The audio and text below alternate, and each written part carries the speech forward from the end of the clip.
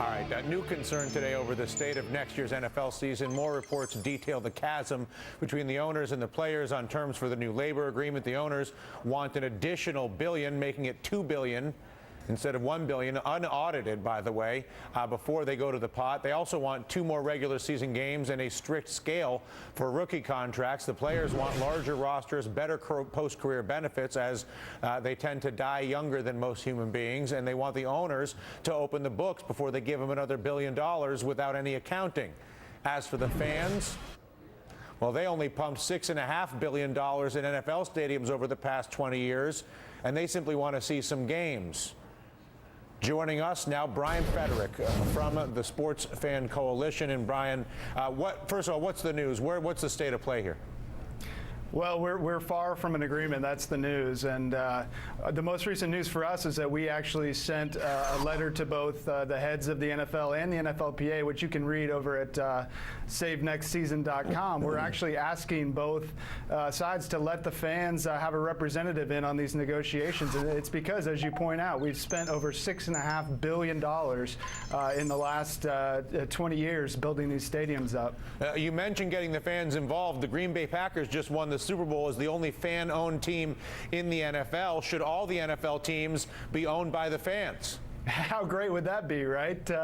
We wouldn't have to worry about owners suing city papers like we have here in D.C. or trying to get season ticket holders who are 82 years old to pay for their seats. We'd love to see fan-owned teams around the country, and yeah, that's obviously not going to happen because the NFL has actually passed a rule that they won't allow it. But if we can get enough fan support behind us over at SaveNextSeason.com, we can really make a difference on this debate, I think. I mean, let's look at the Packers for a second, though. As a fan-owned team, they can't be moved or really and hard to sell. They are the only one. You mentioned that. Shareholders, being the fans, elect an executive committee which functions as the owner decision maker. You say there's a rule against this. You're saying that the NFL fans have no leverage, even though they provide $6.5 billion and God knows how much in ticket and eyeball revenue through the networks? No leverage, not much leverage yet, but we're definitely we're making some noise at Sports Fans Coalition, and I'll tell you that the NFL and the NFLPA are both very concerned about what we're doing, and they're actually haven't responded yet to our letter, but I know they're both very concerned about coming out and saying we don't think the fans and the public should be a part of these negotiations. The question isn't why should the fans and the public be a part of them; it's why shouldn't they? We've built this game up to what it is, and the other question, Dylan, that's not being asked is what's going to happen to our cities, which have been transformed into these sort of sporting zones, if there's not a season next year? I mean, there really could be some devastating consequences to cities like Cleveland and Cincinnati and Pittsburgh and all of them, Buffalo. It would be terrible. Just a second ago, the AP wire crossing saying mediation has been agreed to by both the players and the owners.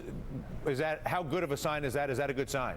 Well, it's a positive sign, but it's not actually including fans in the process or some sort of a public representative in the process. And they both know that they could do this, but rather they'd keep the negotiations behind closed doors so that they can figure out the best way to split our money that we're giving them. We're waking up, and it's time for fans to get together. I could not agree more. Speaking of splitting up the money behind closed doors, is it correct that not only is the NFL asking for an additional $1 billion off the top, but the owners have no intention of ever disclosing what they do with that money? Yeah, the owners, they say that this is a negotiation ploy to say that they don't have all, that the players are asking for information they already have. But if they open the books up, it would benefit everybody.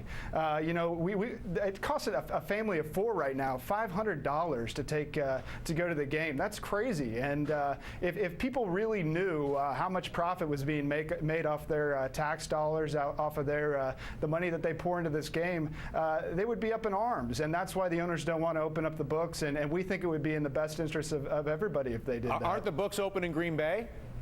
The books are open in Green Bay, and we see that it's definitely a very profitable business. I mean, this is $1 billion.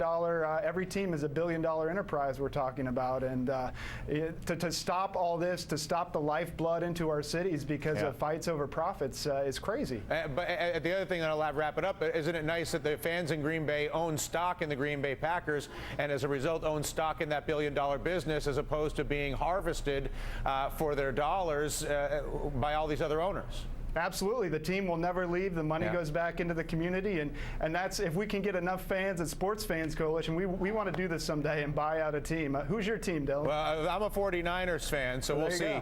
It dates back to my early days with Joe Montana. It hasn't been so good the past, I don't know, 20 years, but I still have fantasies from a long time ago. Brian, a pleasure. We'll talk to you sooner than later. Brian Frederick, Sports Fan Coalition, talking about the fans and their role or lack thereof in this ongoing dispute.